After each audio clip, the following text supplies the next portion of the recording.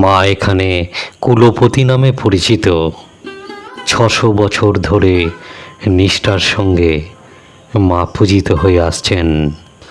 বলছি বনেদি বাড়ির পুজোর কথা, বলছি শান্তিপুরের রায়বাড়ির দুর্গাপূজার কথা।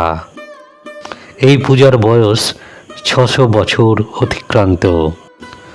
শান্তিপুর স্টেশন থেকে কাছেই ২০ মিনিটের পথ, বাইকে অথবা গাড়িতে।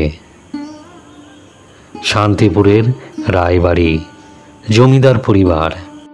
মা দুর্গা এখানে কুলপতি নামে পরিচিত। দেবী দুর্গার রূপ সাধারণ, 10 হাতে তিনি অসুর বধ করছেন। তবে অসুরের হাতে এখানে মাটির তরোয়াল থাকে। শান্তিপুরের রায়বাড়ির পুজোয় মা দুর্গা একাই পূজিত হন। এখানে লক্ষ্মী, সরস্বতী, গণেশ বা কার্তিক কেউ থাকে না। রায়বাড়িতে মা একাই পূজিতা হন। একদম শুরুতে কুলোকে দেবী হিসেবে পূজা করে এসেছিলেন এখানকার পূর্বপুরুষেরা। তার কিছু সময় পর মূর্তি করার রীতি শুরু হয়। তাই সেই কুলোর আকৃতি পটেই মূর্তির রূপ ফুটিয়ে তোলা হয় মাটি, কাদা, খড় দিয়ে। এখানে দুর্গা এবং মহিষাসুর এই দুটি মূর্তি থাকে।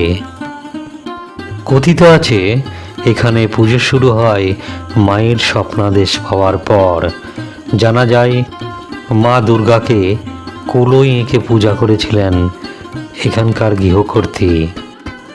তারপর থেকেই শান্তিপুরের রায়বাড়ির মা দুর্গার নামকরণ হয় কুলদেবী রূপে।